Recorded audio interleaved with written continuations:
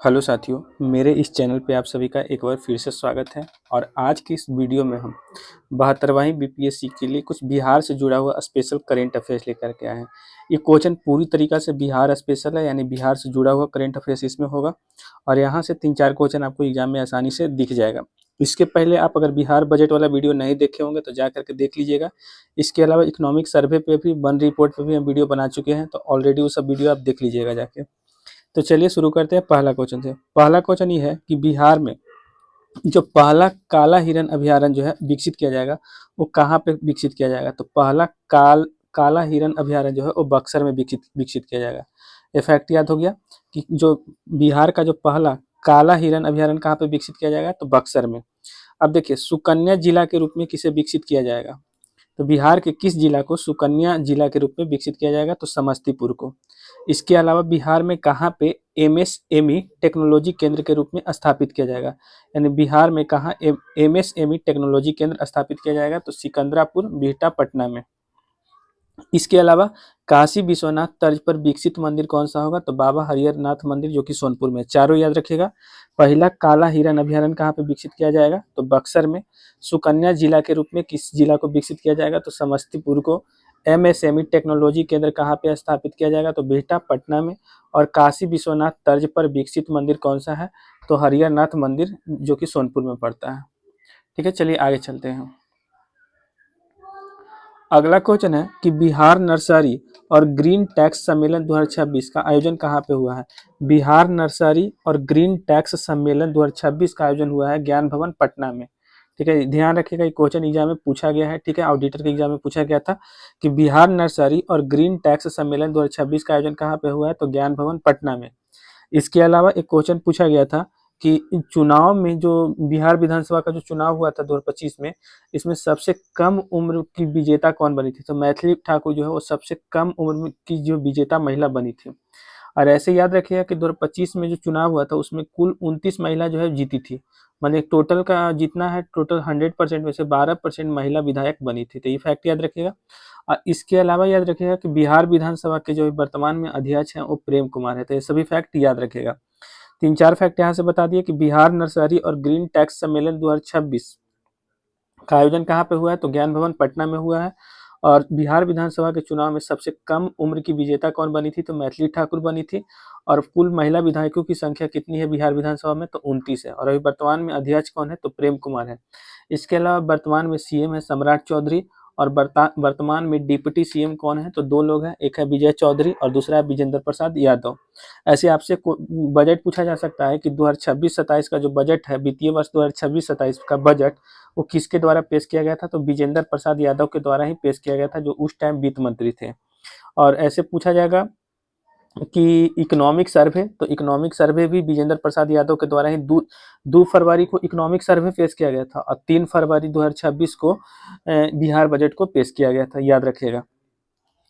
चलिए आगे चलते हैं। अगला क्वेश्चन है कि बिहार राज्य बॉक्सिंग एसोसिएशन के उपाध्यक्ष कौन है? तो देखिए यहाँ पे है कि बॉक्सिंग एसोसिएशन के उपाध्यक्ष का बात हो रहा है। तो बिहार राज्य के जो बॉक्सिंग एसोसिएशन यानी बॉक्सिंग संघ है, उसके उपाध्यक्ष कौन है? तो भारतेंदु सांडिल्य है। ठीक है, भारतेंदु सांडिल्य जो है वो बिहार राज्य बॉक्सिंग एसोसिएशन के उपाध्यक्ष है। ठीक है, इसके अलावा आपसे पूछा जा सकता है कि नागरिकता प्रमाणन पत्र, जो कि सिटीजन अमेंडमेंट एक्ट तो 2019 जो आया था, जो कि लोकसभा में आया था और राज्यसभा में, वहीं से फिर जाकर के बिल बन गया था। तो इसके तहत नागरिकता प्रमाण पत्र प्राप्त करने वाली पहली महिला कौन बनी थी? तो सुमित्रा रानी शाह बनी थी। इस सुमित्रा रानी शाह जो है वो पहली महिला थी जिनको नागरिकता प्रमाण पत्र प्राप्त हुआ था। इसके अलावा पहली पिंक बस चालक कौन बनी थी? जो पिंक बस, अभी पता है कि पिंक बस सेवा शुरू है। ठीक है, एक तरीका के जो आप समझ सकते हैं कि जो बजट में जो 7 निश्चय योजना था, तो 7 निश्चय योजना में इसको भी शामिल किया गया था कि जो हर जिला में पिंक बस चलाया जाएगा महिलाओं के लिए स्पेशली।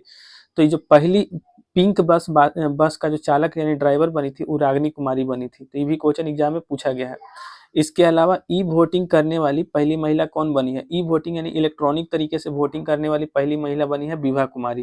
तो चारों फैक्ट याद हो जाएगा। बिहार राज्य बॉक्सिंग एसोसिएशन के उपाध्यक्ष कौन है? तो भारतेंदु सांडिल्य है। और नागरिकता प्राप्त करने वाली प्रथम महिला बनी थी सुमित्रा रानी शाह। और पहली पिंक बस चालक बनी है रागिनी कुमारी, और ई वोटिंग करने वाली पहली महिला बनी है विभा कुमारी। तो ये 4-5 क्वेश्चन याद रखिएगा।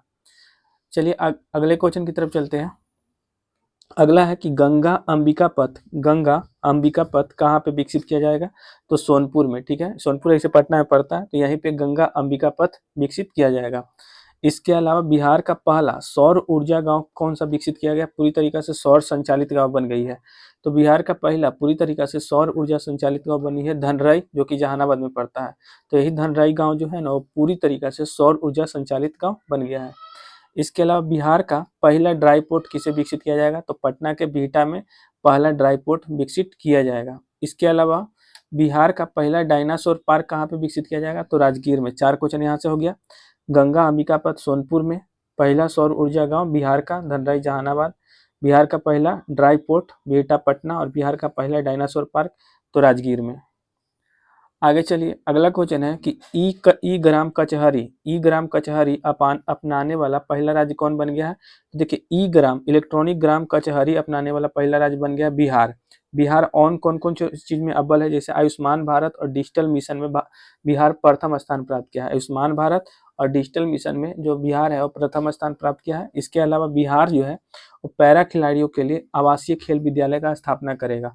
तो ये तीनों बिहार करेगा, ठीक है। आयुष्मान भारत और डिजिटल मिशन में जो बिहार है वो पहला स्थान प्राप्त किया है। इसके अलावा बिहार जो है पैरा खिलाड़ियों के लिए आवासीय खेल विद्यालय का स्थापना करेगा। तो ये सभी फैक्ट आप याद रखिएगा, ठीक है।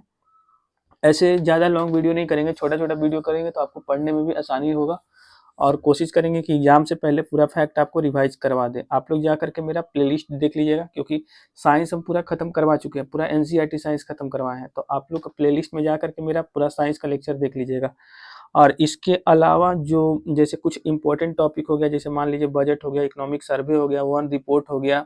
इसके अलावा इकोनॉमिक्स वाला पूरा पोर्शन हम कंप्लीट करवा चुके हैं। इकोनॉमिक्स का पूरा एडुटेरिया से हम जो इकोनॉमिक्स हम करवाए हैं, जो नोट्स करवाए हैं इकोनॉमिक्स का, वो पूरा एडुटेरिया का है, एकदम सेम टू सेम एडुटेरिया का आपको मिलेगा, बस हम कम समय में इसको रिवीजन करवा दिए हैं। इसके अलावा ज्योग्राफी में पूरा रिवर सिस्टम हम खत्म करवा दिए, चाहे गंगा हो, ब्रह्मपुत्र हो या इंदस हो, या इसके अलावा जितने भी पेनिसुलर रिवर है, चाहे ईस्ट फ्लोइंग रिवर हो चाहे वेस्ट फ्लोइंग रिवर हो, पूरा हम खत्म करवा चुके हैं। आप लोग जा करके देख लीजिएगा, सारा चीज प्लेलिस्ट में पहले से ही ऑलरेडी पड़ा हुआ है, आप जा करके देख लीजिएगा। बाकी चैनल को सब्सक्राइब करके बेल आइकन को प्रेस कर लीजिएगा।